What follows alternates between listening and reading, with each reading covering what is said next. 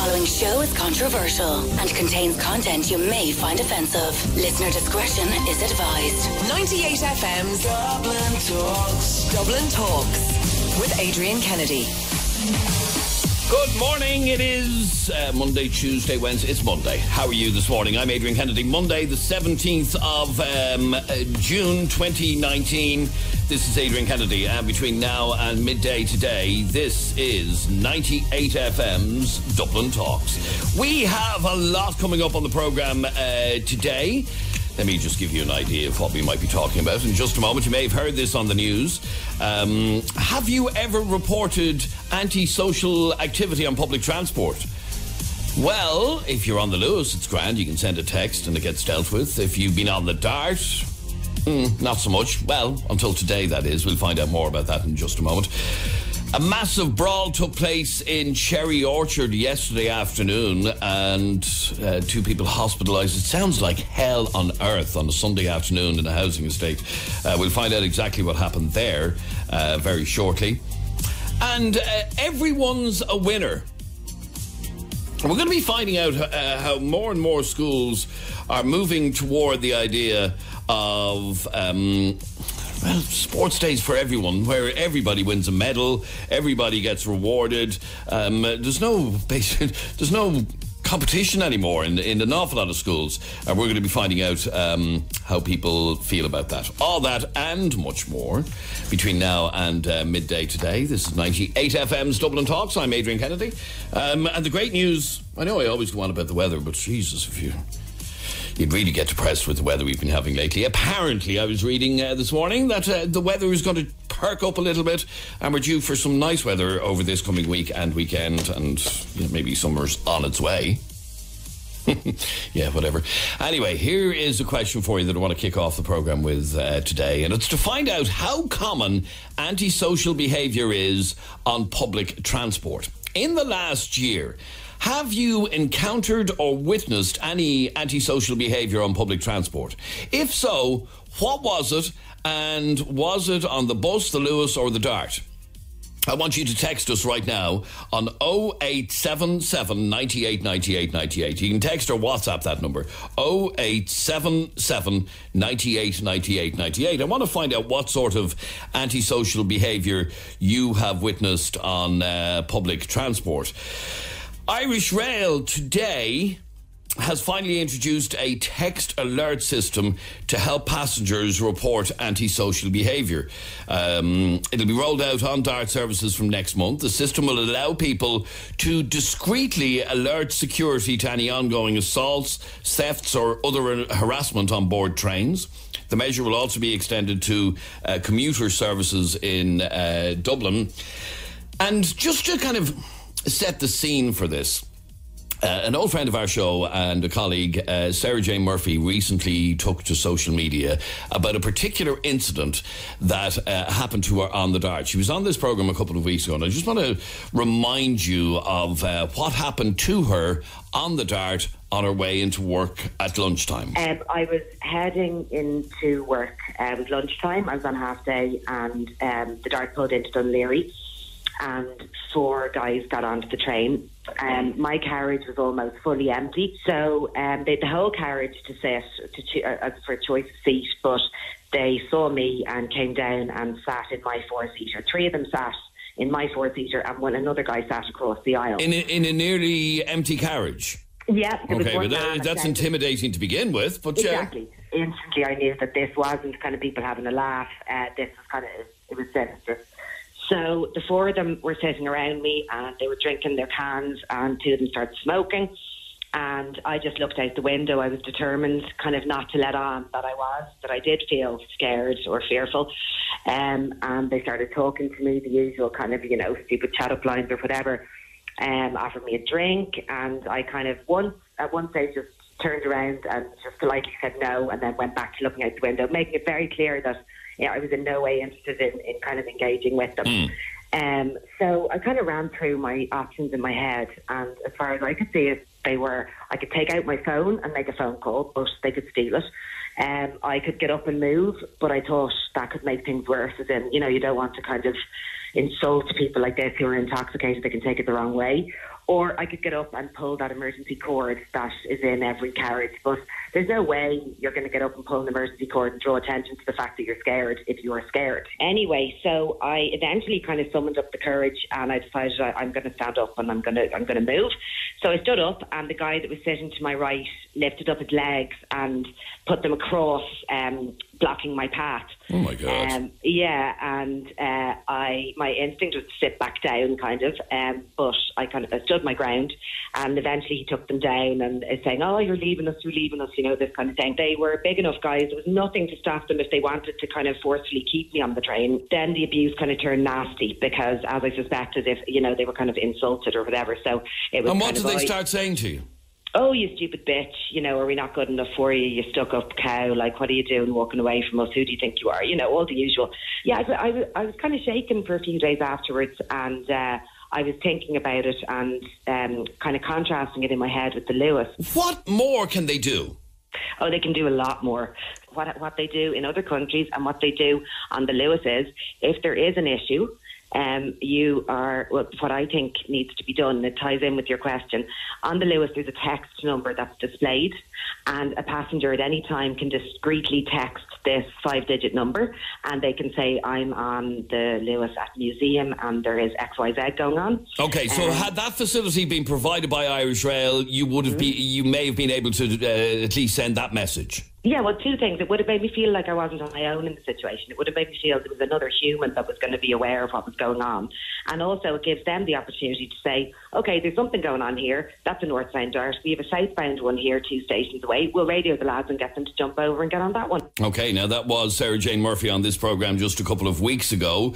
And the good news is that Irish Rail has now followed the lead of the Lewis, because the Lewis has provided this service up until now. And to tell me a little bit more, I'm joined by Irish Rail spokesperson Barry Kenny. Barry, good morning and welcome to the programme. Thank you. Barry, obviously stories like Sarah Jane Murphy's story, it went fairly wide on social media. She spoke to us on this programme. She spoke to other radio programmes about what was an extremely intimidating incident on board one of the trains. Is it for reasons like this that you've decided to introduce this service? It is. Straight answer to you, Adrian. The issue, while most people travel without incident, we have seen a growth in incidents of antisocial behaviour over the last probably 18 to 24 months. Obviously, it's a feature of society, unfortunately, and we're not immune from it. And we have been working with our own security provider and with the Gardaí to just look at what we can do to just help customers who are in that situation. One, I suppose, to prevent issues. And we work with the Gardaí in terms of both, you know, being present in stations, being on trains. For example, now, the last couple of weekends, we've had all the events in Malahide, and we've had really, we must say, a very, very successful operation with Gardaí and our own security in terms of ensuring that they have gone very, very well from a security and safety point of view. But then also, if issues do arise, because I say there isn't any sector of society that is completely immune from this behaviour, how can we help customers to report it, to feel safe, to feel that they have a recourse to alert people? So the text alert system, I say, we do expect to have that up and running in early July, and right now we're just getting, I suppose, the details together, but we're going to have a text that will go directly to a security centre which has CCTV covering all of our dark stations, where the security controller there will be able to contact directly our security teams that are across the network, or station staff, or our central control, because what they can do then as well is contact drivers of trains. And we're in the process of, about 50% of the Dart fleet right now has in-cab CCTV. So when the train comes to a halt, the driver can look at the cab screen and say, right, we have a genuine issue here, and get, alert to get security or Gardaí. And by the end of August, all of the cabs will have that in-screen. Okay, so in practical terms then, Barry, if somebody, I'll use Sarah Jane's story as an example. She's on the Lewis, she's feeling very intimidated by this group of lads. What will she be able to do? She'll be able to send a text, and will that immediately alert that somebody will get on at the next train station, or how will it work? Literally, it will go to a man. So this is something that will be monitored at all operational times. So it isn't a case that this is some kind of a logging system. We have somebody physically in the CCTV control centre. They will get that alert. So, for example, if it would be something like northbound Dart at Dún Laoghaire, group of males intimidating, the message would be as simple as that. They can then see where are our security teams, where have we staff in stations, so that they can literally get to that scene as quickly as possible and intervene, report. And then if there's a need for further security, or if there's a need for guard assistance, we're in a position to arrange that as well. OK, now one of the criticisms that we've heard from a number of people, particularly when it comes to the Dart, is the amount of stations that are unmanned, that have no staff on at various times of the day. How is security going to be at a station that doesn't even have any staff? Well, I mean, you compare to the Lewis. The Lewis doesn't have any staff at any of the stops. We have a hub system where we have permanently manned stations.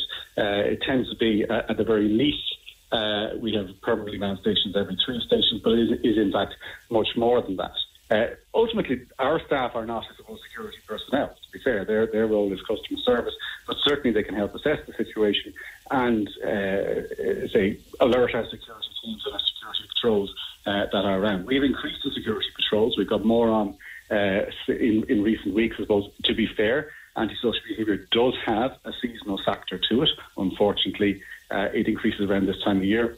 It's just, I suppose, something to be aware of, that I suppose the poor weather probably means it hasn't increased as much as it may have done if we had the nice weather. Okay, so Exactly. if somebody sends a text alert from, and obviously the number will be displayed fairly prominently on all darts, if somebody sends a message in a situation like the story we heard a couple of minutes ago, can they rest assured that somebody will board the train, some security personnel will board the train in the next couple of stops?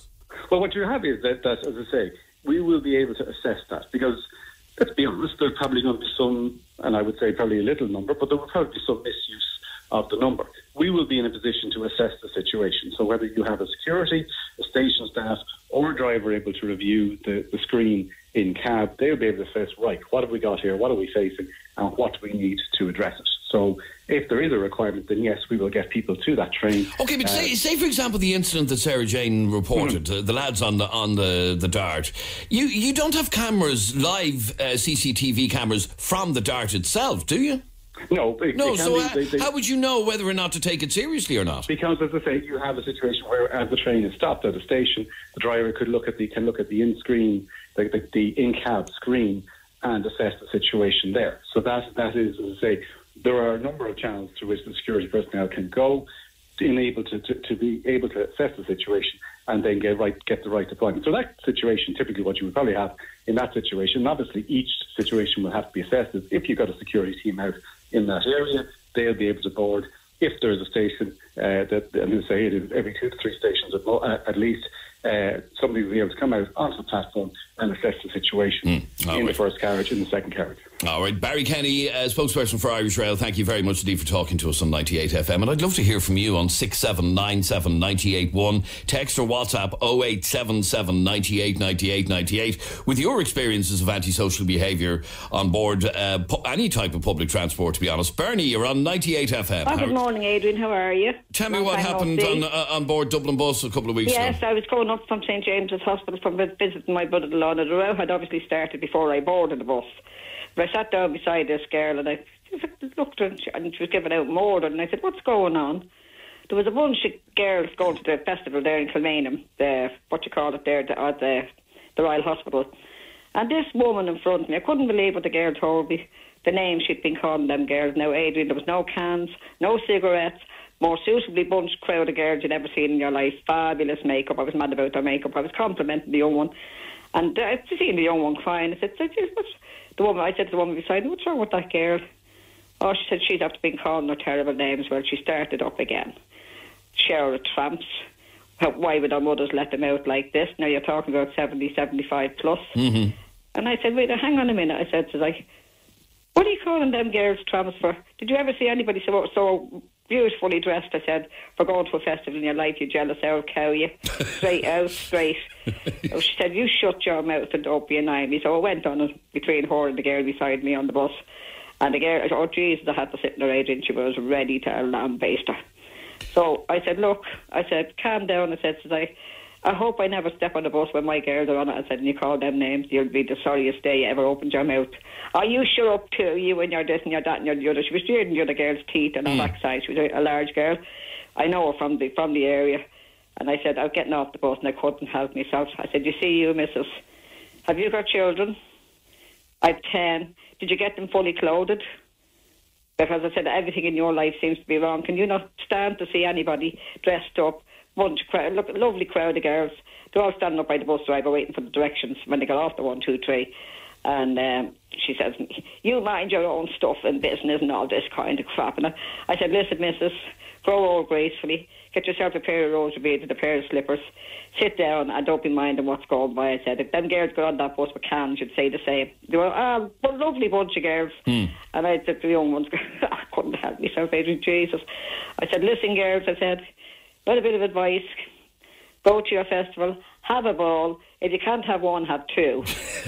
So when I was getting off the bus, I said to the said person, the lady, supposed to be, I said, you see you old cow, you know what it is? I said, no wonder the kids are doing what they're doing with it. The likes of you to contend with travelling to a festival. How dare you? How dare you? I said, I know what I'm describing for you now tonight, don't you? God forgive me, Adrian. Peace of mind or a heart attack, one or the other. Well, she went. All right. So the point being that woman could have caused a scene on a bus that wasn't. Before I got on the bus. Yeah. I said, "How dare you?" I said, "What did I walk onto the bus?" I said, "One girl." I said, "Have a ball," and the whole bus clapped. I said, "Them young ones are doing nothing wrong. They're standing there waiting for directions to get off and turn around, to rain them off the 1, 2, 3. That's all they're doing." I said, "You're jealous, old cow, you." I hope I never run into you again. All right, Bernie, thanks very much indeed for your story. And Katrina, tell me what happened, what antisocial behaviour you witnessed on the Lewis. Yeah, many times. Well, on the Lewis and Dublin bus as well. The first time on Dublin bus, there was 2 lads up the top of the back and they had music playing and they were obviously stoned and they must have been selling drugs because one fellow was counting the money and bundled the money and the other fellow took out packages of tablets, but he was counting them and he was so confused himself. He was dropping them everywhere. He was telling people to get out of his way. And obviously I didn't say anything that time. I was terrified and I got off the bus and then I told the man. And next time I was on the Lewis, 10:30 in the morning, and I'm not sure if they were smoking heroin or crack, but they were using tinfoil. The smoke was going everywhere. 2 fellas, no shame in them whatsoever. I stood up, I passed Lewis, and I said, "You should be ashamed of yourself." I said, "There's kids, my kids on this Lewis." I said, "There's a time and a place for that."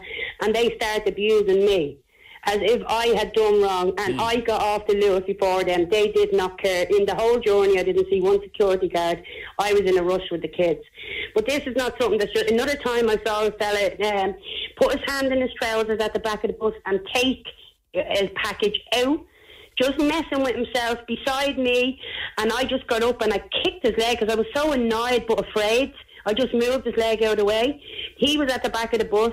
He basically had himself out. No one was there, you know what I mean? It's going on. It's like that's 3 times, but I've seen a lot of stuff going on. Drug taking, smoking, drinking, the whole lot.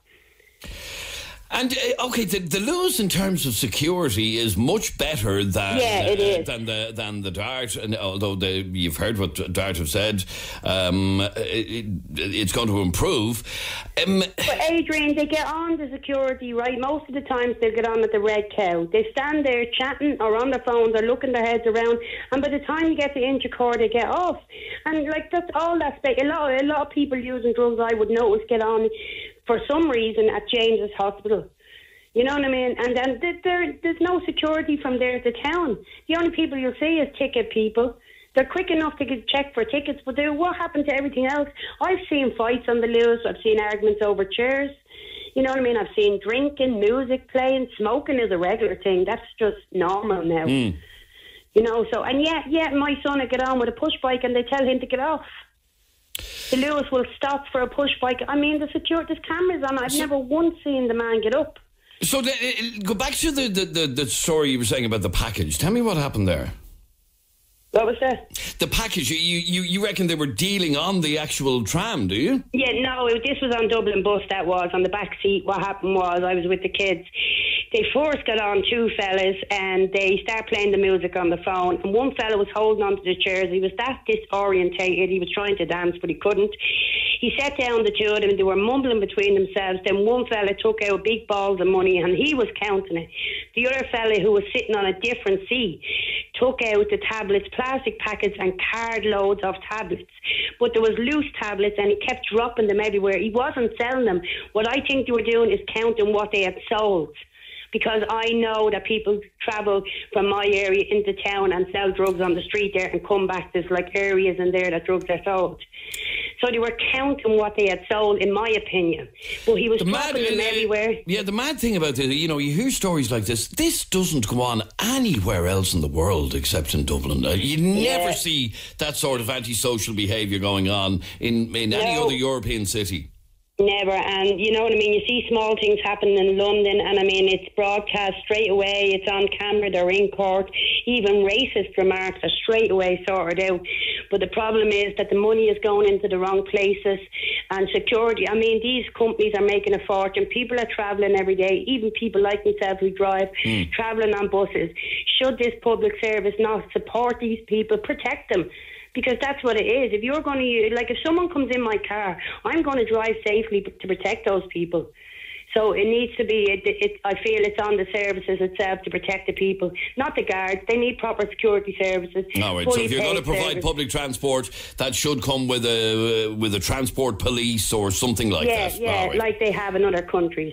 All right, good to talk to you, Katrina. Thanks very much indeed, and thank you all of you for your calls. Now, talking of antisocial behaviour, if you're from the Cherry Orchard area, you had to experience some fairly severe antisocial behaviour yesterday. We'll find out about that story straight after the break. 98FM's Dublin Talks with Des Kelly Interiors. For all the latest trends in carpets, vinyls and wood flooring. Des Kelly Interiors, where quality flooring costs less. 98FM. So at lunchtime yesterday, there was a little bit of sunshine before it started raining, and I was sitting out in my back garden, relaxing and enjoying the silence. Meanwhile, not far away, in West Dublin, armed Gardaí were called out to a violent street brawl which left two men hospitalised. Dozens, some say up to 50 young men were involved in the violence in the Cherry Orchard area of Ballyfermot, which sparked a massive Garda response. A man in his 20s suffered a serious injury after being slashed in the face. And I don't know if you saw the photograph. My Jesus, you should see the state of this guy's face, with a really deep slash wound across his face. And a second man, also in his mid-20s, received a minor knife wound to the face. Now, officers attached to the armed support unit were dispatched to the scene at Clifton Drive after Gardaí received reports of a number of people being armed with knives. Sunday afternoon in Dublin. I'm joined on the line, and by the way, if you're from the area, you're welcome to text your opinions or comments to text or WhatsApp to 0877 98 98 98. If you're from the area, did you witness it? 0877 98 98 98. I'm joined on the line now by Sinn Féin local councillor Dahi Doolan to find out a little bit more. Dahi, what do you know about what happened yesterday afternoon? Well, what I heard yesterday was there was violence in the Clifton Drive area of Cherry Orchard, a very quiet area with lovely residents living there, a very good area.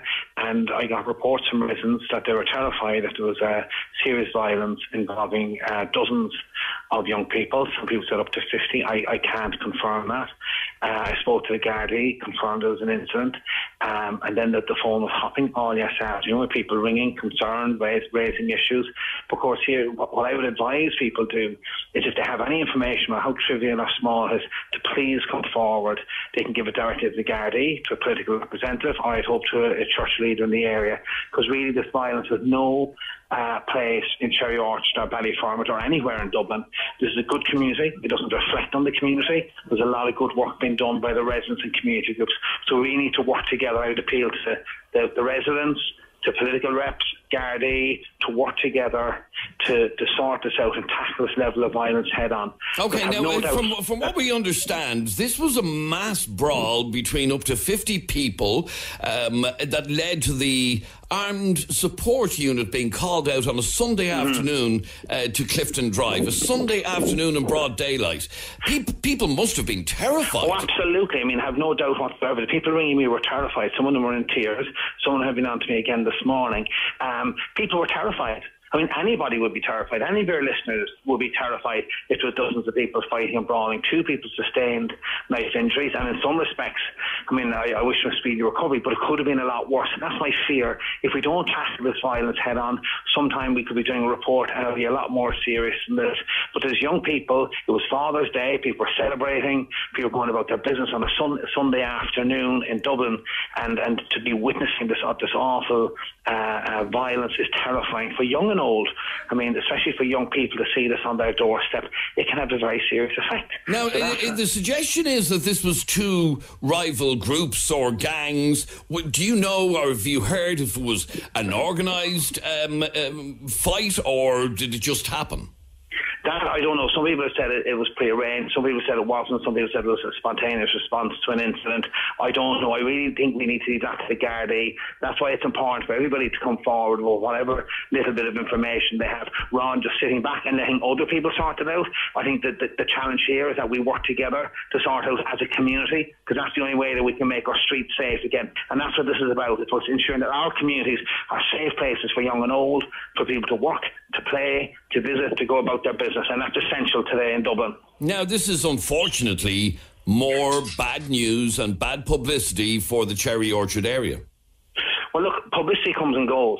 I'm very proud to represent that area, and I'm proud to work shoulder to shoulder with community groups, with youth services, with the city council officials and residents up there, which makes that community a fantastic area.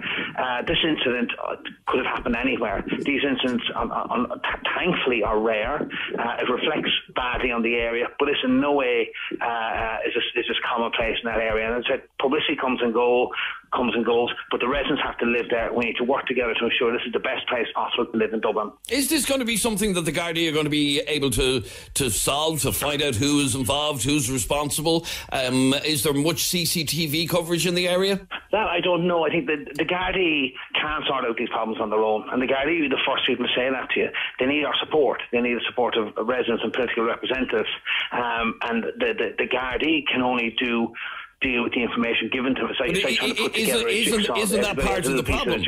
Isn't that part of the problem, though, Dahi, that people don't come forward because, most likely, after an incident like that on a Sunday afternoon, they're terrified?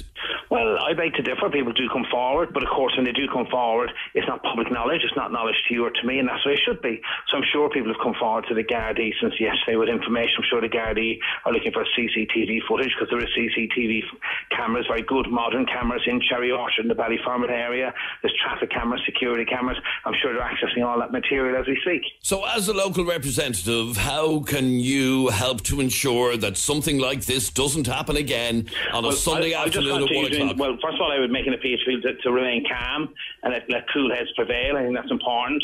I will continue to work with young people in that area. I'm on the board with Family Base, who do tremendous work in the area, identifying some of the young people who are at risk of behaviour, and we work with them. We work with them on a nightly basis. We special clubs, so I will continue to do that. This is not to be sorted out overnight. There's no magic wand or bag of fairy dust to make this away. It's through sheer hard work, identifying the young people at risk, working with them, showing them positive leadership, positive ways of living, and giving them positive alternatives. And that's the only way, along with increased Garda presence that are visible, accessible, and answerable to the community. And the Guards will be the first people to say we need more of them. We need more Guards. We've one Garda car in Ballyfermot, which sometimes is on call to Rathcoole and Clondalkin. We've an extra 5 Gardaí coming to Ballyfermot, which is welcome, but we need this in seriously double figures. There's over 200 Gardaí coming from Templemore, and we're getting five of them. That's 2.5% of new Gardaí coming to Ballyfermot. We need far more Gardaí than that in order to ensure that our streets are policed safely. All right, Sinn Féin Councillor Dahi Doolan, thanks very much. Good to talk to you. Bye-bye. Now, I just got a message in that says, tell Dahi these incidents are far from rare. There are people getting cut up and sliced nearly every weekend. It just doesn't get spoken about. So that's an incident yesterday. Armed Gardaí called out to a violent street brawl, up to 50 people involved in a housing estate. Like, imagine it on a Sunday, seriously. Now, your point on this, Thomas, is that this sort of thing, you're from Poland, is that right? Yeah. And this sort of thing would never happen there. Why? What's the difference? The difference is every single cop in Poland carry gun, right? So mostly young people, them afraid, right? Here, when you call the guards arrive, okay, it's a girl and a man, and the only thing them have is probably a pepper spray or whatever is that. So basically, young people in Ireland don't really care about cops, and that's my opinion. And right, so an incident like this, if it was organised or not organised, whatever, wouldn't happen in Poland because young people have a fear of the police force. Have more respect for police or here. Where here they don't give a damn. They're not in any way afraid or intimidated of the Gardaí. No, not really.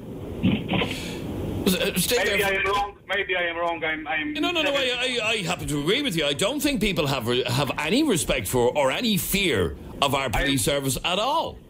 Adrian, I'm 17 years here in that country, and after 17 years, I can say whatever I say. People in Ireland have no respect for guards. Yeah, and I agree with you. I have to be honest. I see it myself. I just think they, especially the young crowd, have no fear of them at all. No, not really. Like back to 80s in Poland, right? When you have no job and the police will stop you, ask you, are you working? No. So you was in trouble. But that was back in 80s, right? When we have communism in Poland and all that stuff. But at the moment, the things are changing in Poland, right? The young people still have nothing to do, right? Them go around and make some rebels, but them are more afraid cops or young people in Ireland. Right, okay, and that is, I agree with you, part of the problem, although I know, if people talk about the Gardaí getting more heavy-handed, I think people will have a problem with that as well. And another thing is the law in Ireland is a completely joke, right? You get life sentence. What's the life sentence in Ireland? 17 years? Yeah. No, obviously people don't. A life sentence, very rarely you'd get out after 7 years. Sentence. But it should be. I agree with you. It should be more. Should be treated more seriously. Stay there for 1 second, Thomas. 6797 981 is our telephone number. Text or WhatsApp to 0877 98 98 98. Just got a message in that says that man is right, Adrian. In Dublin, they don't care about the Gardaí. If the government don't give power to the Gardaí, then crime will never stop. Look at other countries like in Poland where they are actually scared of the police. And that is the point that you're making. We need to have a situation where you are a little bit more fearful of the police. Not have a police state, but that people should be a little bit more afraid of them. Yeah, basically, yeah. Which in itself will, I suppose, encourage a bit of respect. Anyway, thank you very much indeed, Thomas. And I've 3 kids. I guarantee they're respectful. Don't tar everyone with the same brush. And then one more message. Adrian, how is this not being talked about in the Dáil? Every week we hear worse and worse stories coming out of our capital city. I live in a crappy area of Dublin as a kid, but it was never as bad as this. What's needed badly is for the Defence Forces to step in and start patrolling the streets. Dublin is the laughingstock of the entire country because of this crap. Now, just on that point of Dublin being the laughingstock of the entire country, I actually agree with that message. Because I've travelled around the country a lot over the last year or two, West Cork and Mayo and whatever. And when people find out you're from Dublin, it's like, oh, yeah. Oh, Dublin. Ooh. Oh, wouldn't like to go there. Don't like Dublin. Are you all killing yourselves up in Dublin? Which is really, it's a horrible reflection. But when you hear of mass brawls on a Sunday afternoon in a housing estate in Dublin, it's no wonder people outside Dublin have that opinion. That's a dirty, smelly kip that you live in. And that's honestly what I've heard from an awful lot of people over the last couple of years. Anyway, thank you very much, Lee, for all of your calls. This is 98 FM's Dublin Talks. I'm Adrian Kennedy. Now, on the way after the break, it'll be time for this. 98 FM's Dublin Talks. Life Hack Monday. Life Hack Monday, where we ask you to share with us your little tips to make life that little bit easier. Text or WhatsApp us right now, 0877 98 98 98. 98 FM's Dublin Talks with Des Kelly Interiors. For all the latest trends in carpets, vinyls and wood flooring. Des Kelly Interiors, where quality flooring costs less. 98 FM. 98 FM's Dublin Talks. Life Hack Monday. Life Hack Monday. Now, Life Hack Monday is where we ask you to share with us some little tips to make life that little bit easier. And for the best one, we have a pair of cinema passes for IMC Cinemas to give away. So, how does this work, Jeremy? Explain what we're looking for. These are the little things the little tricks you have in your life to make life that bit easier. And it can be about anything. These are the little tidbits that you've picked up along the way that just make life that little bit easier. So it can be about anything. Like I have a couple of gems. One which I picked up on Friday night. So I was in the pub on Friday night, Adrian. And picture this. Can you get a sound of a busy pub? Give me a busy pub. A busy pub. Okay, no problem at all, yeah. Okay, there's nothing worse, and all of you can relate to this. There's nothing worse than when you're in a pub at a weekend night and you want to drink and you go to the bar. Okay, so you're in the bar. Here we are in the bar, yeah. Yeah. It's not a very busy bar, is it? Busy enough. It's busy enough. And you're dying for a drink, and you go to walk to the bar, and there's like 6 deep. There's like 60 people standing at the bar, and you can't get a drink. So this happened in their pub on Friday night. And a mate of mine said, watch this. And you know what he did? So there was 6 deep at the bar. The bar was absolutely packed. So he picked up 4 empty glasses from the table and walked to the bar with 4 empty glasses in his hands. Everybody thought he was the glass collector in the pub, and they all moved out of his way, and he walked straight to the bar. And it actually works. It's bloody genius.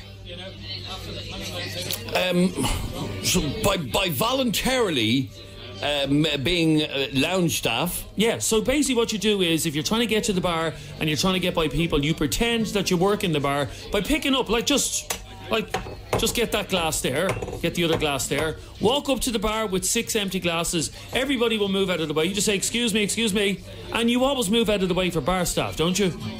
You walk straight up to the bar, put the glasses down in the bar and order the drink. It happened. Right. Are you going to try it? I will try it. The other way to get served at the bar is to be female rather than male. No, that's not true. That is true. Women get served much quicker than men do. Really? 100%. Absolutely 100%. Happened to me only the other day.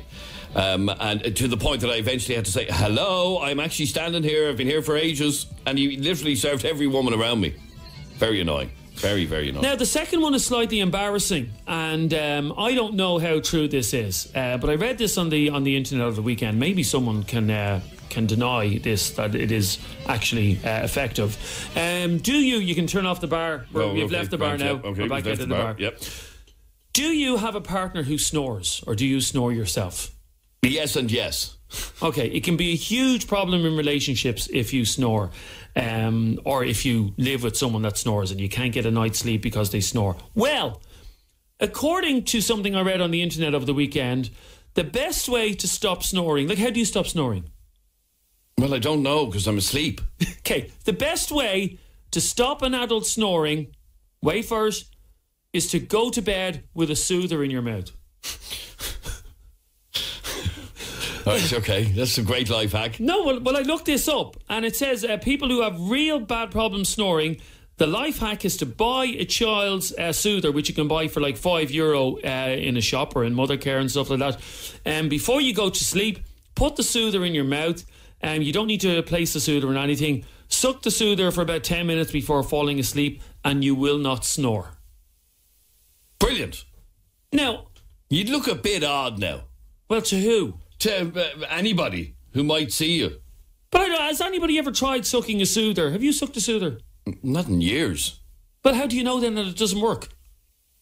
I am not going to bed with a child soother in my mouth. I don't care how loud I snore. If it gives your missus a quiet night's sleep, I don't would care. you not? I'm not going to bed with a soother in my mouth. Would you Come stop? on. I will buy you a soother on the way home. No, you're grand. Thanks very much.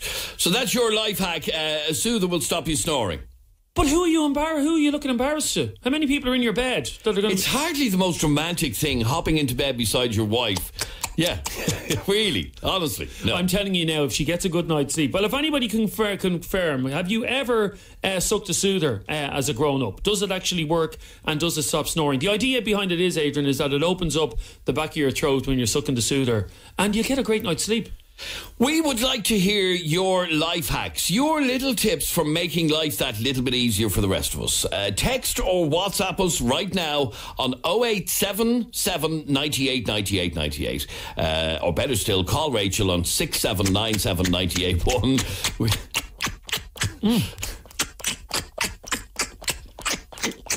Darling, I'm in the mood tonight. Are you up for it? No. You don't put the soother in your mouth if you're getting the leg over. You do it just before you sleep. Okay, what is your life hack? Text or WhatsApp us right now to 0877 98 98 98. 0877 98 98 98. Tony is in Howth. You're on 98 FM. Tony, how are you?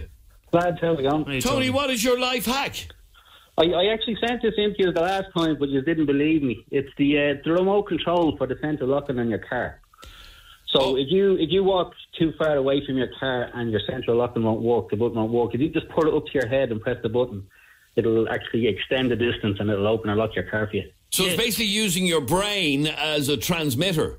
You're turning yourself into a big antenna. That's what you're doing. You did send it to us last week and we laughed at you and ridiculed you because we didn't think that was possible.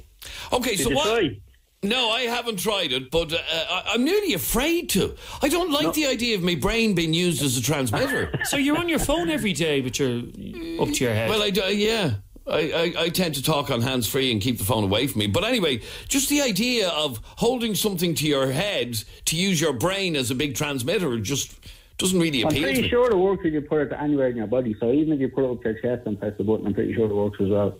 But basically it means I can't think of any part of a man's body that he could use as an antenna, to be honest with you. I just can't think. So basically you hold your key fob to your head and it extends the range so you can find your car from even further away.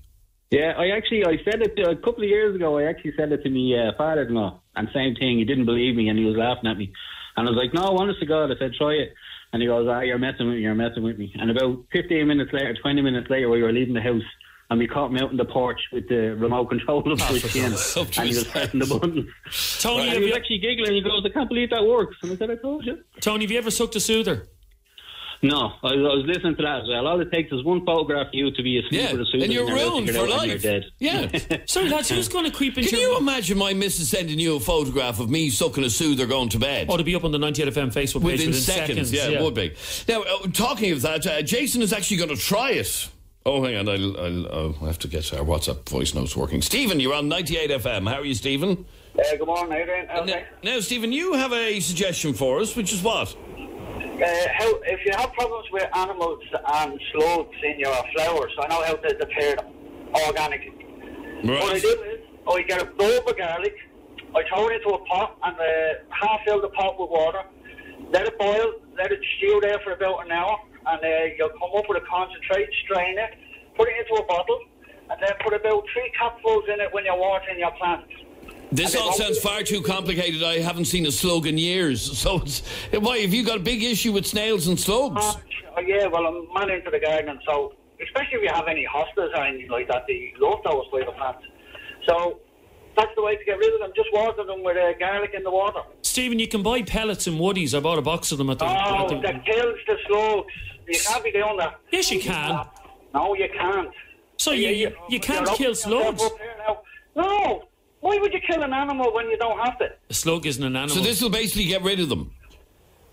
It'll make them move off? Yeah, they don't like the smell of it. Okay, so that'll get rid of them. Okay, now we were talking about sucking a soother for snoring. Oh, hang on. Here's a WhatsApp voice note from Jason. Let you know whether that soother thing works tomorrow. Because my wife snores like a bear. Okay, so she's I going don't to know how that's going to go down, though, asking your wife to suck a soother. Okay, I'd like to hear your life hacks, and you can win yourself passes for IMC Cinemas, just for your little tip to make life that little bit easier. We'll take more calls in a couple of minutes. 98. Live and exclusive to Dublin's 98 FM, Monday through Friday between 10 and midday. This is Adrian Kennedy. You're with 98 FM's Dublin Talks. And Sarah Jane is here with Monday's top headlines. Thanks, Adrian. Good morning. The Garda Commissioners to meet Magella Moynihan to apologise for the way she was treated in the force over 30 years ago. The former Garda revealed over the weekend she was threatened with dismissal when she had a baby with a colleague outside of marriage back in the 1980s. Commissioner Drew Harris and the Minister for Justice Charlie Flanagan have both issued statements apologising to Miss Moynihan. Ruth Morrissey's solicitor has said she's terribly upset at the news that the State Claims Agency is to appeal a High Court judgment over her case. The terminally ill Limerick woman sued the HSE and 2 US labs over an alleged failure to correctly report her cervical smear samples taken in 2009 and 2012, and she was awarded €2.1 million in damages. The State Claims Agency insists the appeal doesn't relate to the award, but is focused rather on a number of important legal points that may have significant implications for the state. The government's new climate action plan is to be unveiled today. It'll affect almost every aspect of life in Ireland: transport, agriculture, housing and more. It's hoped the plan will achieve zero carbon emissions by 2050. And the back-to-school clothing and footwear allowance is being made available again this year. Families are being reminded to apply before the end of September deadline. The benefit will automatically be paid to almost 110,000 families for around 200,000 children who are already registered. And now you're up to date on 98. 98 FM's Dublin Talks. Dublin Talks with Adrian Kennedy. It's Monday morning. Good morning. I hope everything is good in your world. I'm Adrian Kennedy, and between now and midday today, this is 98 FM's Dublin Talks, the mid-morning talk and phone-in show for Dublin, by Dublin and about Dublin. And we're in the middle of a couple of your life hacks. Lots of calls about snails. In fact, here's a WhatsApp voice note from Stephen on snails and slugs. Just on those slug pellets you were talking about, they're totally dangerous towards children and animals. So that life hack was pretty good. Oh, okay. And Tom has a question about a life hack. Hi guys, Tom here. Has anybody got any tips on to stop a dog weeing in the house? I've tried everything with my dog. He's a Bichon and he has me demented. There's a good one. Anybody any suggestions on how to stop your dog weeing? We should not just throw him out in the back garden, Tom? No? You can actually stop them. It just takes a bit of time and persistence and training, I suppose. If anybody has any suggestions on how to stop the dog weeing in the house, will you text or WhatsApp us? 0877 98 98 98. 0877 98 98 98. And if you have a life hack for us, a suggestion, a little tip to make life that little bit easier, call us on 6797 981. Linda, you're on 98 FM. Hi, Linda. How you doing, Adrian? First time caller I am. You're very welcome. Just another life hack about the snails. My sister Madonna actually told me a few weeks ago that if you have cooked eggs and if you break up the eggshells, it'll stop the snails and slugs eating at your flowers. So what do? You sprinkle the broken eggshells, do you? Yeah, you just, like, if you're cooking, just use your eggshells, wash them out obviously, and then you break them up into little pieces and put them around your flower bed. And this actually stops, maybe it's... I'm wondering how it stops. I think it's the feel of the shell. I think it is must be on their bodies or something. Oh, right, so they can't slither across them because the bits of shell might stick into them or whatever. Oh, yeah, something like that, I think. Oh, that's an interesting... So I have used it and it has happened because they're not eating my flowers anymore. Oh, right, okay. All right, brilliant. Thank you very much indeed. And we were talking about holding... I don't know why you'd want to do this, but if you want to, okay. The whole thing of holding a key fob for your car up to your head to increase the transmitter range of it. Apparently it works, and apparently they proved it on Top Gear years ago. Jeremy Clarkson came up with it, apparently. I don't know how true that is. Davey has a... by the way, you can text or WhatsApp us 0877 98 98 98, and you can send a WhatsApp voice note to that same number like Davey just did. Hi lads, my life hack is I hate ironing, so what I do is I throw all my tops, trains and all into the dryer, and leave them on and take all the pieces over and Bob's room. I can never actually understand why people run to me when I'm ironing and I watch whatever it is I'm watching on Netflix as I'm ironing. Now, it is a little bit difficult to concentrate because you Designated, it's a great show. But I watched the entirety of it while I was ironing. The whole season of Designated Survivor I watched whilst ironing. And I also watched, what was the other one I watched? Oh, Dead to Me on Netflix as well, while ironing. So there, it can be done. Anyway, thank you very much indeed for all of your life hacks. This is 98FM. Thanks, Adrian. Oh, what was that? This is 98FM. Let's try it again, lads. 98FM Dublin Talks. And it's Adrian Kennedy with you until midday today. Now, next on the programme, and I'd love to get your opinion on this. They are becoming more and more popular at sports days in schools around Dublin. But we want to know if you agree with non-competitive sports days. We're talking no medals, everyone gets a prize, no such thing as first, second or third place at these sports days. I want to find out if you would be happy to take part in one. Well, an article in the Irish Times by Jane Hogan has sparked a huge debate. She thinks the idea of non-competitive sports days are a great idea and encourage children of all sporting abilities to take part in the day. She says that nobody needs the humiliation that comes with being known as the boy or girl who is always last. She makes the point that the only people who seem to have an issue with no medal sports days are the parents. And I would love to hear from you on 6797981. You can text or WhatsApp 0877 98 98 98. And I want to find out whether or not you like the idea of non-competitive, no-medal sports days. Some people argue, yes, this is a good idea. For example, when I was at school, I don't think I ever won a medal, ever, in primary school or secondary school, because I just wasn't good enough. Now, did it scar me for life? No, probably not, because I just know I'm not particularly fast. I wasn't good at the egg and spoon race. I wasn't good at the sack race. I just wasn't particularly good. Did it leave me scarred for life? I don't think so, but maybe it did. A lot of people think we're just wrapping our children in cotton wool by taking away the competitive edge and the competitive side of taking part in a sports day, where everybody gets a medal, everyone's a winner, and you don't have any kid walking away thinking, oh, I'm really bad at this, or I'm not, I'm never going to get a medal. And actually, some kids end up dreading sports day because they know they're not going to win anything. Call me right now on 6797981. You can text or WhatsApp us 0877 98 98 98. Laura Erskine is from mummypages.ie. And Laura, you're a mum. Do you agree with the idea of non-competitive sports days? To a degree. The general consensus amongst our Mummy Pages community is that it's okay to have a non-competitive sports day up to first class, and indeed that there are non-competitive elements of sports day in the years thereafter. But it's important that children learn the hard but valuable life lesson that not everybody's a winner.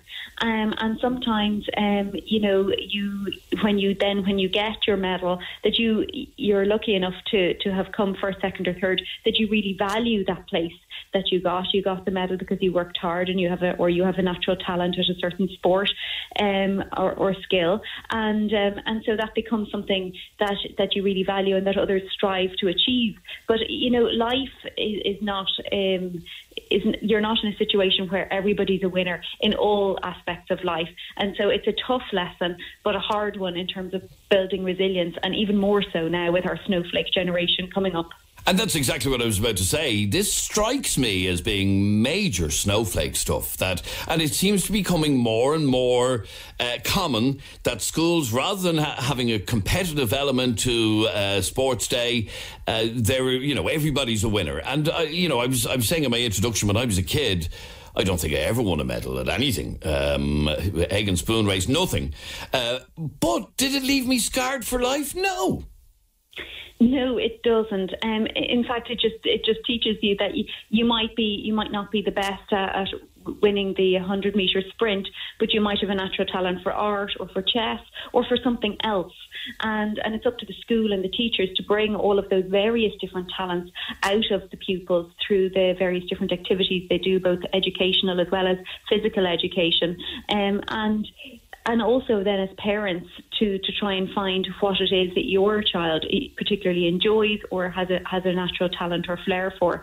And then that through hard work they can excel at a particular aspect, a particular hobby or sport, and that's something that they may continue and may even build a career out of. But not everybody is a winner. However, I think schools are definitely more mindful that children are suffering from anxiety more than ever before. And do you think a sports day where I was reading in the Times today, nobody needs the humiliation that comes with being known as the boy or girl who's always last. Is there humiliation in that? I don't think so. I think that's how the school handles it, and that's how the teachers handle it on the day. And increasingly what's happening is that in junior and senior infants, there are very few competitive elements to sports day. And where there is a competitive element, everybody gets a winner for putting their best effort in on sports day. But thereafter, from first class onwards, children do learn that they, that if they win, then that they value that medal. However, there are lots of other elements to sports day which are non-competitive. So it takes the edge or the sting out of not winning the relay race or the egg and spoon race or the sprint. Now, in saying that, my own son, he was racing he's in fourth class, and he was racing on sports day and in preparation for sports day, and he happened to take after his mother, who was very good at sprints back in the day, and he raced, he won all of his races, and then he ran for his school. But having gone from the position of being the fastest boy in fourth class in his primary school, he then went on to the Leinsters and the All-Irelands, and unfortunately wasn't able to compete at that level, at that national stage, and that was a very disappointing lesson for him, because he had somehow won along the way, but then realised that he wasn't the best in his particular county. And it was difficult as a mum to try and console him that that he could try hard and he could go again next year, and that he needed to stay in the stadium and not go home straight away and cheer on his fellow pupils. But these are life lessons, and it's all about building resilience, and it's how the children deal with these events, how the parents and teachers help children to cope with these events, that give them those coping skills for life, and teach them that actually if it's something that they particularly want to excel at, that they put in the hard work so that they do better again next year. Because the argument here is, kids, for example, who may not do particularly well academically don't get rewarded. So why should kids who aren't as athletically gifted get recognition? Everyone is a winner sports day. Yes, there certainly is an argument for that. I know that they do the drum contra tests, but that wouldn't be something that would be shared amongst all of the pupils. They do, however, do class projects, and where children excel at a particular project in the school year, or chess, or indeed spelling bees, they do try and encourage that kind of thing in school, and then reward the children who are doing better in that. But yes, I do agree with you. If they do seem to want to reward the sports side of things, and I suppose it's a tradition that has gone on for many years in schools, that there is that physical educational element to sports day and to schools, and it's something that the children actually quite enjoy, is the build up to sports day, and I think when they're racing in teams and it's not just about the individual, then that's something that the schools can foster and can help children to cope with not coming first every time, and working together to try and achieve gold. Okay, so the idea of having non-competitive sports days, you think is okay for like junior and senior infants, but after that, you need to have a competitive element to it. Yes, I think so. Definitely an element, but I don't think that the whole sports day should be around winning medals. My own children's school, they had an element that was competitive, and that was the relays and the sprints. And thereafter, then they had hit the crossbar. They had shooting basketballs in a net. They had lots of other fun elements, and then they had obstacle courses and bouncy castles there. So, the day was all about having fun through sport. Moreover, and then a small element was competitive, and those children that did excel in the competitive elements got their medals and deserved them and celebrated them. But there was no ill feeling then throughout the rest of the class. Laura Erskine from Mummy Pages, thanks very much indeed for talking to us. And I'd love to hear from you on 6797 981. Do you support the idea of having non-competitive sports days where the idea is to get out and play a bit of sports, but not to have competition, not to have first, second and third medals, not to have kids who are humiliated at always coming last? Now, as I said, when I was a kid, I probably was the one that always came last or second last. And I suppose it kind of, I won't say a dreaded sports day, but you didn't necessarily look forward to sports day because you knew you weren't going to do well.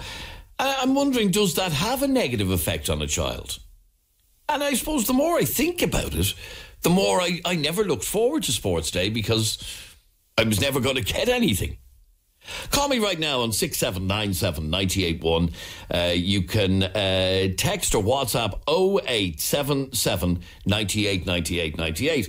Rachel, the more I think about it, the more upset I'm getting that I never won a thing and I dreaded sports day. I'm just wondering, is that a good life lesson? Hiya, how are you? Good, thanks, Rachel. No, the thing is, right, I do agree that I was like yourself, I didn't win much. So I do think that a sports day should be looked at as in there should be novelty games as well, so that there can be still the enjoyment for the lesser athletic child. But for example, the slow cycling race or the walking race and different things like that. So they know that they don't just have to be super good at sports to have an enjoyment at all at sports day. However, I think that if you totally shelter, I work in the childcare sector and I'm currently doing my master's in early ed. And I just think that this generation of children, not all of them, but a lot of times it's kind of shown that resilience levels are so low.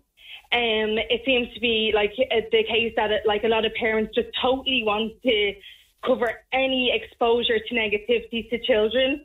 And as a result of that, they have no coping mechanism when it comes to real life in the later. So in other words, if you at a young age don't discover that competition is a part of life, in everything we do, in jobs, in school, in academic achievement and everything else, competition is part of life. But as I said, the more I think about sports day when I was a kid, I never looked forward to it because I knew I was never going to win anything because I wasn't good enough.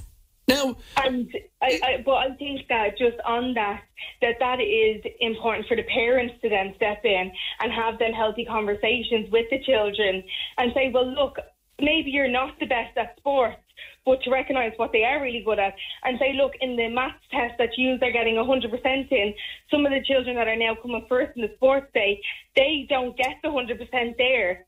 So look, you have strengths and they have strengths. So then they can start changing their perspective and looking at sports day as a day of fun.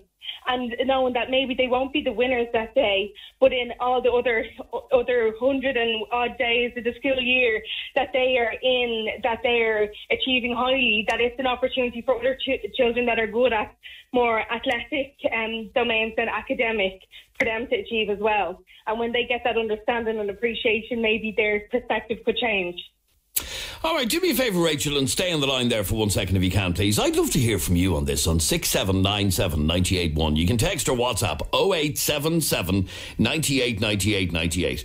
We're talking about non-competitive sports days, which, by the way, are becoming more and more normal, where, when we were kids, you'd have, the sprint, you'd have the round field race, you'd have the egg and spoon race, the sack race, and there would always be a first, second and third. Gold, silver and bronze medals, and, some people won and other people didn't.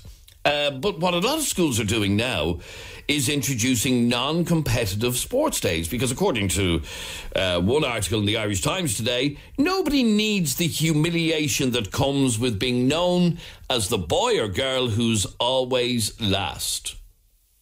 Now, is it humiliating to always be last?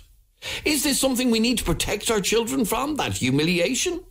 Call me right now, 6797 981, or text or WhatsApp 0877 98 98 98. 98FM's Dublin Talks. With Des Kelly Interiors. For all the latest trends in carpets, vinyls and wood flooring. Des Kelly Interiors.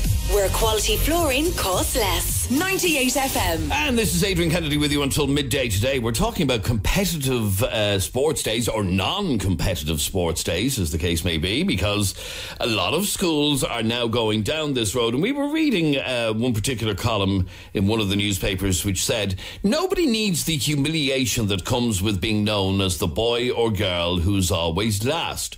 And the article went on to make the point that the only people who seem to have an issue with no-medal sports days are the parents. Amanda says, this is ridiculous. Kids are competitive as it is. Sure, my 4-year-old wants to know who won when we run out to the car in the morning.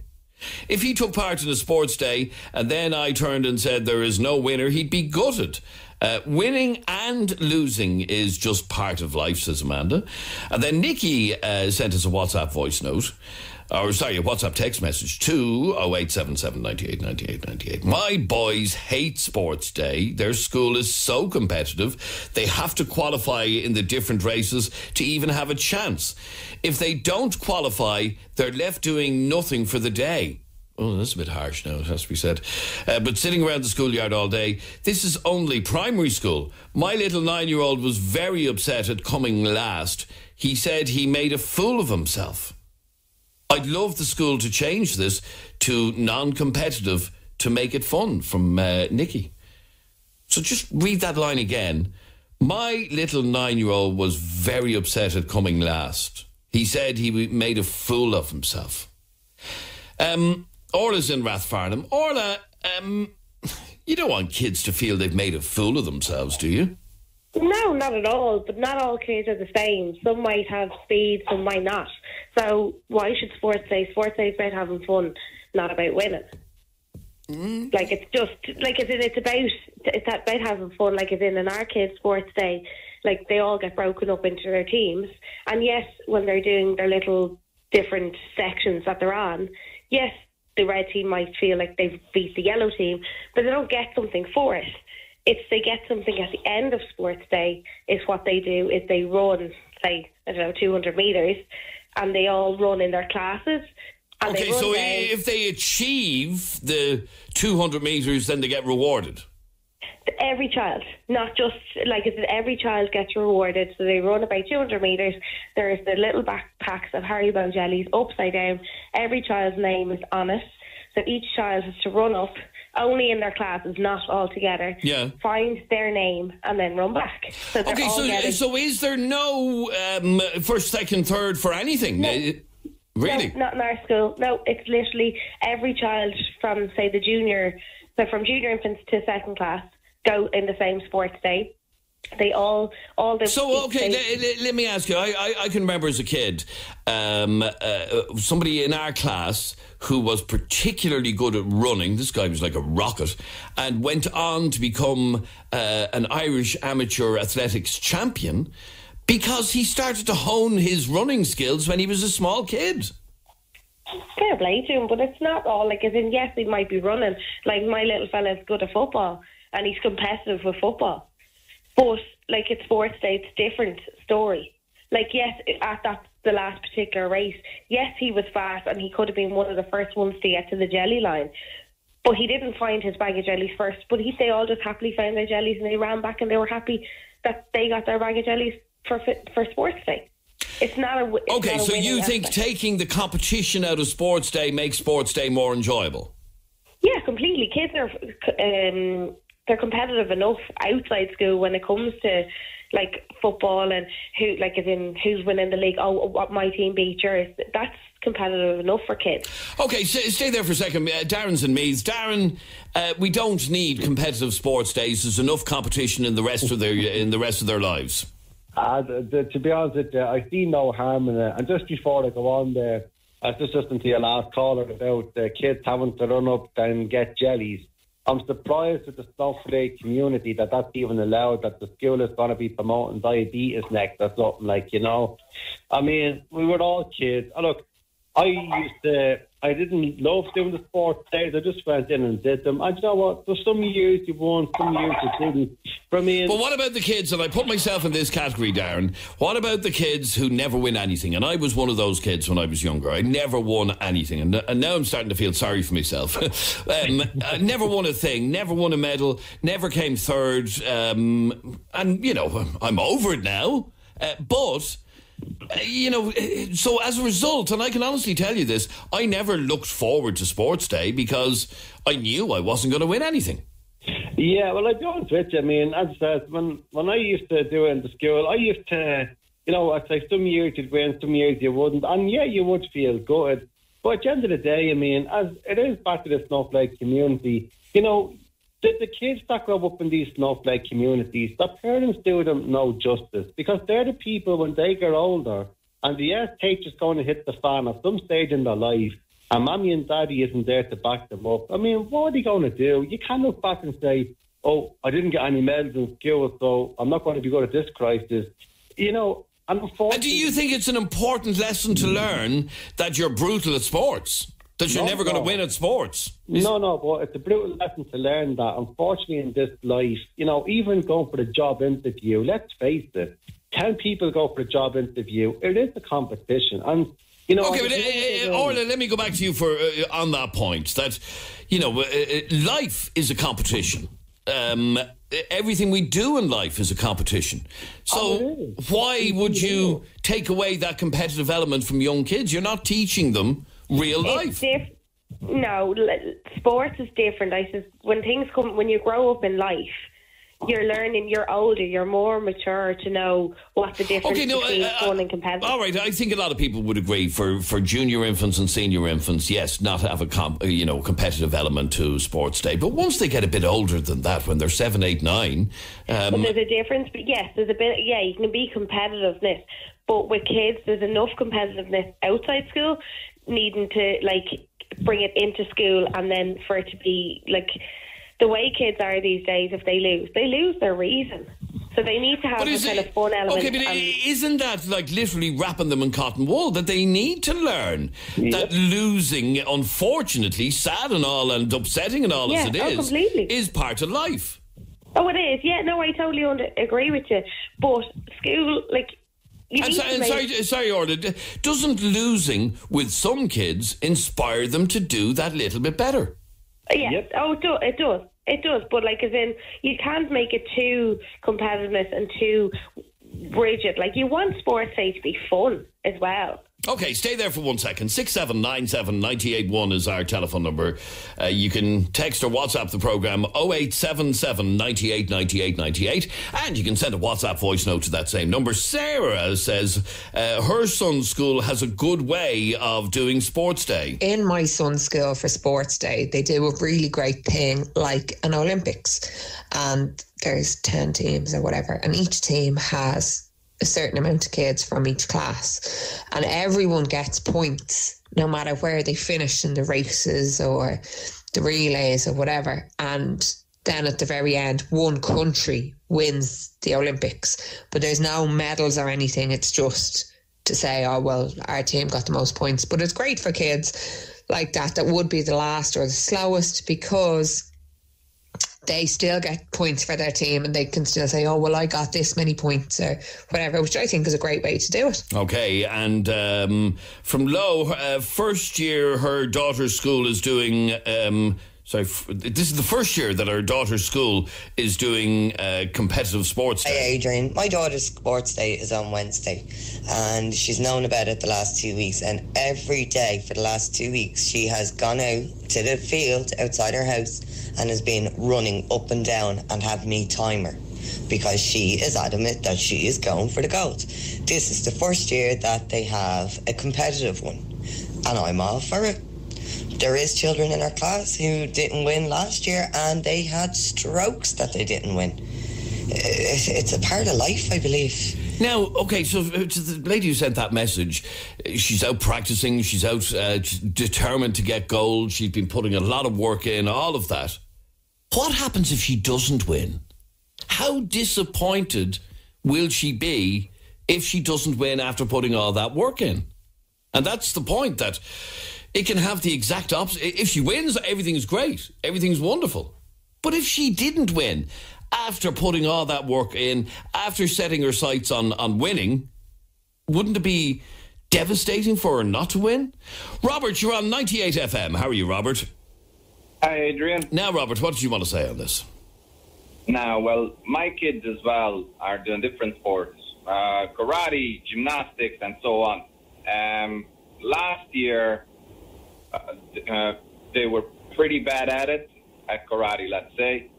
This year they got better, and so on, just by practicing. And when they don't win, the year that they compete and they don't win, that's where we come in, us as parents, and we're a shoulder for them to cry on.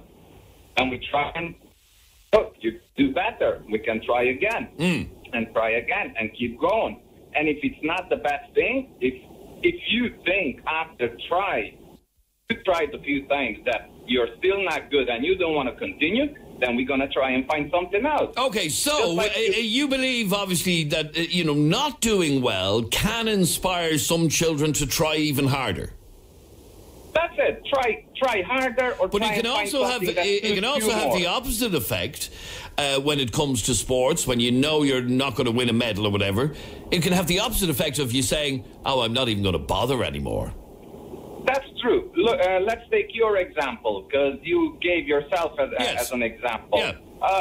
You didn't like sports day anymore, but you became a famous radio presenter now, no? You have a famous talk show. So it actually pushed you in another direction in life and made you do well somewhere else.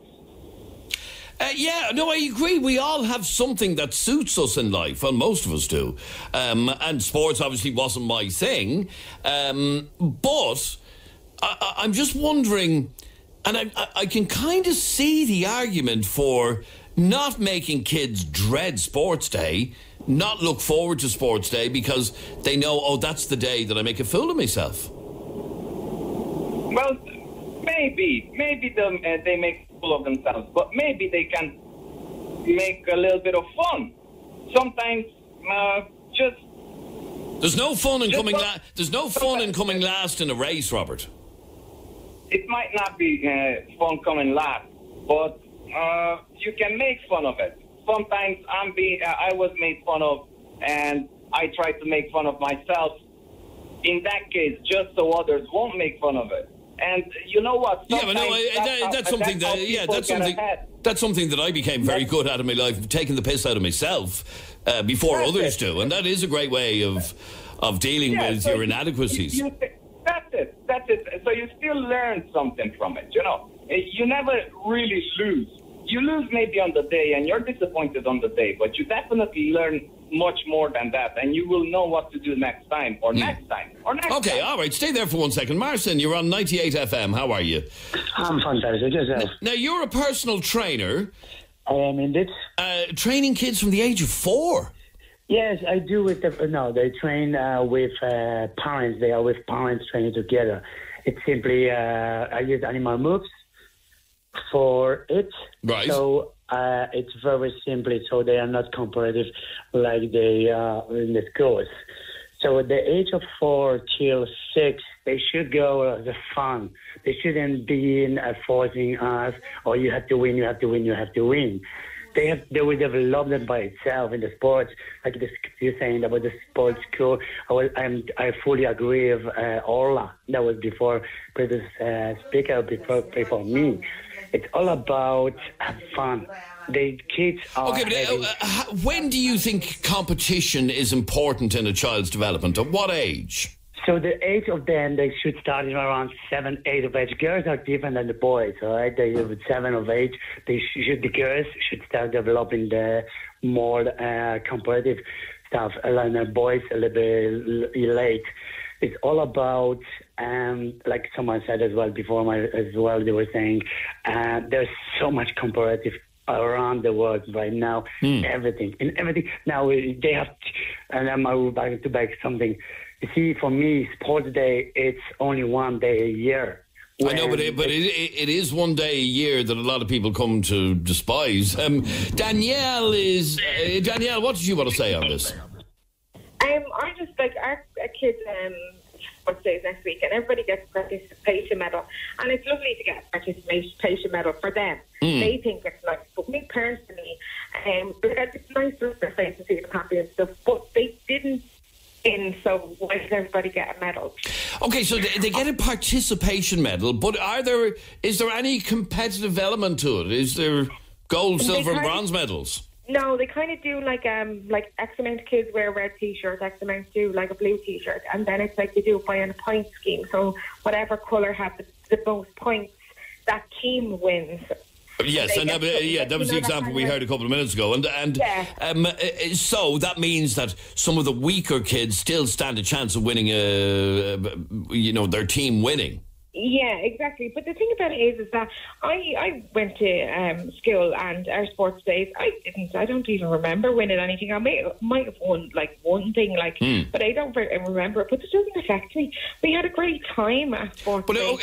What the argument is, though, and this is what was said on the article I was talking about, nobody needs the humiliation that comes with being known as the boy or girl who's always last. It doesn't have to be... You come last. Humiliation. Sorry, I'm losing you there, Danielle. Say that again. Can you hear me? Yeah, go on. Can you hear me? I'm saying it doesn't have to be a humiliation. The kids, the teachers, like in our school, the teachers cheer on the first kid and the last kid. The parents cheer on the first kid and the last kid. And you make more of an effort, maybe to say high five, well done, you finished it, that kind of way. And okay, they didn't come first, but give them that encouragement that they got in there and done it. All right, and let me bring in one last call. Ross and I are peas in a pod because, Ross, you were always last as well. Yeah, always. Always. I was the little fat kid, and every year I just came last. But I'm a naturally competitive person. I'm not sure whether it was my parents that inspired me into that. My dad is quite sporty, so every year I just wanted to strive. So come, I think, 6th class, I actually ended up coming 2nd or 3rd, and that was great for me. But it's as a naturally competitive person. And sorry, are you arguing that had competition not been part of it, you wouldn't have bothered?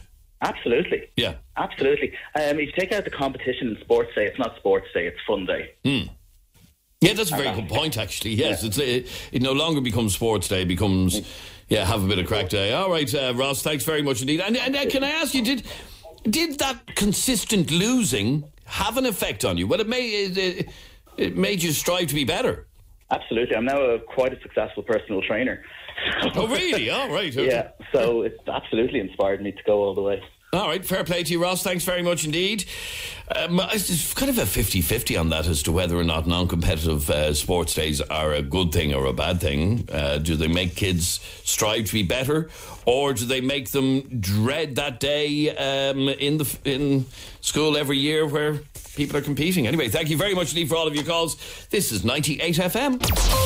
98FM's Dublin Talks with Des Kelly Interiors. For all the latest trends in carpets, vinyls and wood flooring. Des Kelly Interiors, where quality flooring costs less. 98FM. And this is Adrian Kennedy with you until midday today. Now, it is time for our final in our series encouraging you to buy local. Over the last couple of weeks, our Jeremy has been out and about in local locations around our city where 98FM is encouraging you to shop locally. When you shop locally, you make a real difference to where you live.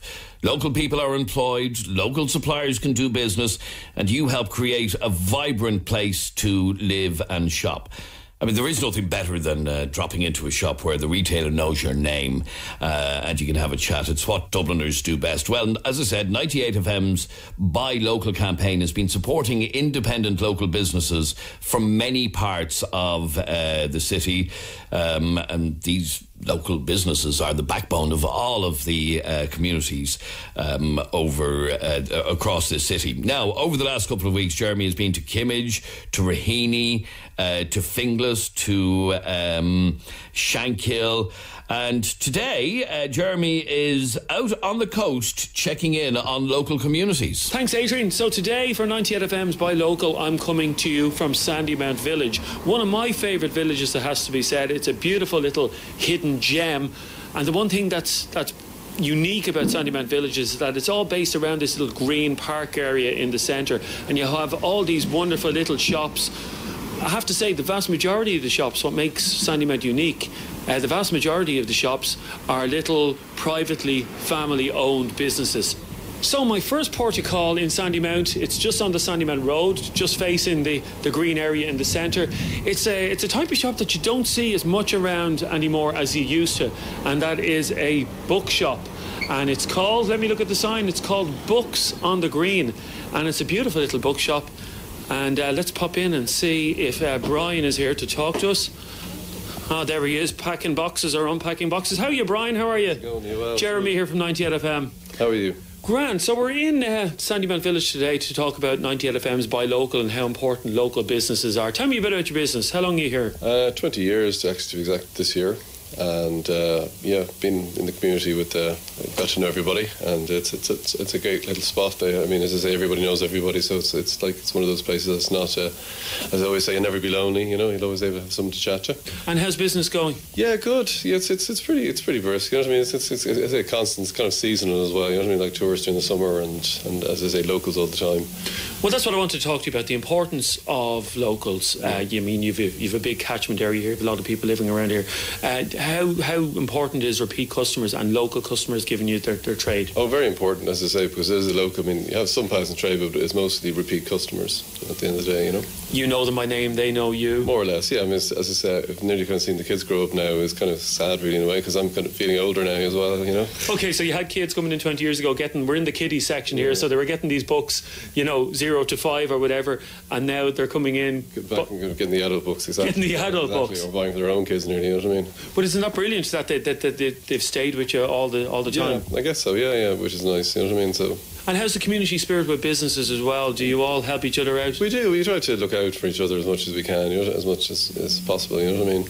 Now, the one thing I noticed that caught my eye on my way into you is you have two are they cat or for dogs? Are they dog there's a lot of, I mean, Sandymount we call it dog city because there's just dogs everywhere, you know what I mean? So it's I put the balls out, because especially on a hot day, they're thirsty dogs, you know what I mean? So they appreciate it. But what a lovely touch that you have dog bowls outside. Well, I love dogs anyway, so that's the great thing about it. Okay, they don't come into the shop or anything, do they? I get the odd dog, but as long as they're trained, I'm happy enough. So I've now moved up to the other end of the village, and I'm in a flower shop called Scarecrow Flowers, and I'm talking to Paddy. How are you, Paddy? I'm very good. How are you? Good. Now, a flower shop is a place I spend a lot of time in. I'm always trying to make up to my wife by buying her flowers when I do things wrong. As everyone does. As everyone does. It's great, flowers are. Yeah. First of all, tell me about the business. How long is it here? It's here about 13 years. It's been going very well for the last 13 years. We have our regular clients and we have our customers for Sandymount coming in most days of the week. Like one of our days today is a very busy day when you walked in, so the flowers are going out the door today. What makes today busy? Well, it's unpredictable every day. You could have a quiet day and a busy day, but it all depends on the flow of business through your website, scarecrow.ie, and also clients like businesses and all that can ring you and they want 10 bouquets by the afternoon, so that's what has happened today. Sandymount Village, literally, there's no businesses closed down, there's no businesses boarded up. It's absolutely it's vibrant. a very vibrant city, or a village. It's just constantly busy between the cross the road with butchers, the pubs, the restaurants. And the smells walking through the village, from all the different places. Like even the smells of our flowers outside this. What a great place to work. Oh my God, just walk down Sandymount Strand and come here and have a cup of coffee and buy a few flowers and go across Mulligan's for a glass of wine. You can't go wrong. Lovely. Now, we're here to talk about shopping local and why it's important to shop local. You're a local business, you rely on local custom and return custom. How important is local custom? Oh, local custom is vital. It's your bread and butter, is it? It's the bread and butter. It needs to keep for people to shop local. It keeps the village together, keeps money in the economy into this village, and it just gives a flow from all shop to shop if everyone's shop local, because unfortunately you're competing with big outlets that buy in bulk and all that. So if you shop local, it keeps shops open. Everywhere really around this village, people are very good net. They all look after each other, which is a very good way in the village. Everyone looks after each other and we all support each other. And you can see it when a village team is in the park, everyone comes out and supports it. And if anyone is sick, everyone comes out and support them as well. Which is brilliant. It's unbelievable. And you don't often see it in villages, but this village is a very kept together by locals, and you should shop local. It's just that's why we've no closures in this village, because people are very good for shop by the name of the Mount House Pub, and I'm here with Holly. How are you, Holly? I'm good. How are you, Jeremy? I love your village, I have to say. I love Sandymount Village. Yes, we do too. It's an absolutely beautiful village.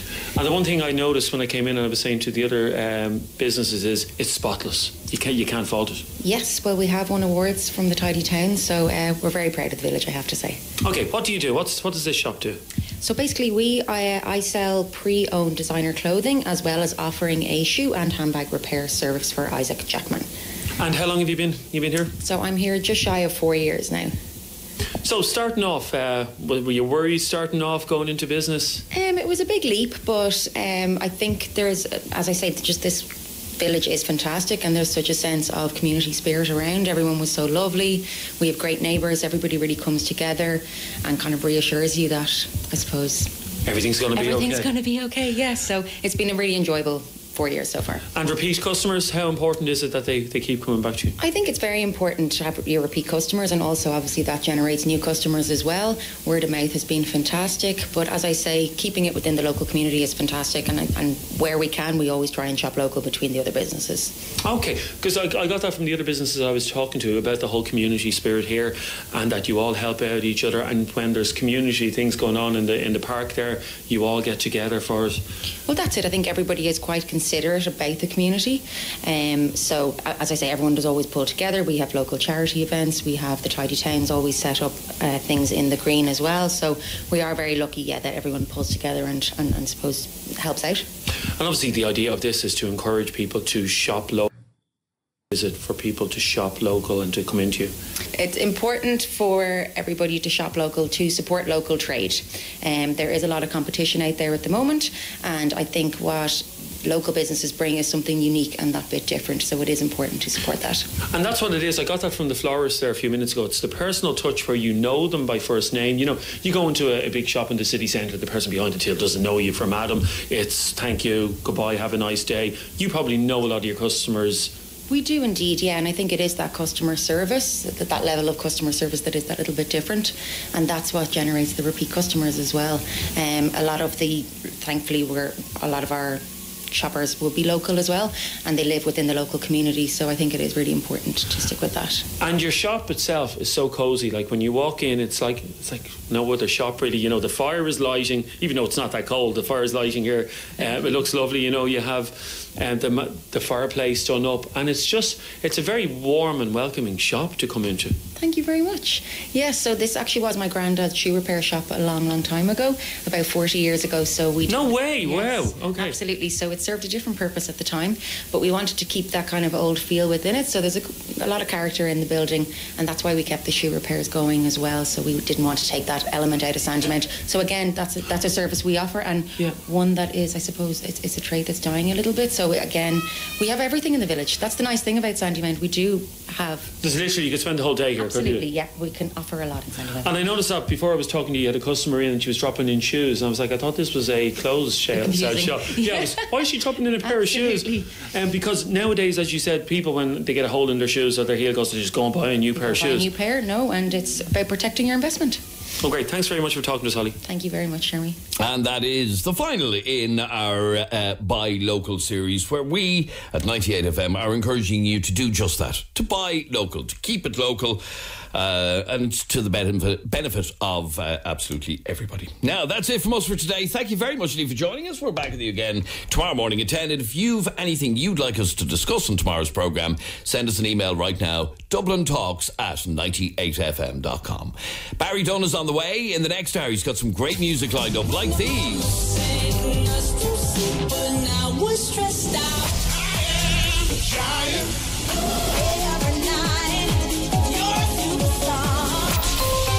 98FM's Dublin Talks with Des Kelly Interiors. For all the latest trends in carpets, vinyls and wood flooring. Des Kelly Interiors, where quality flooring costs less. 98FM.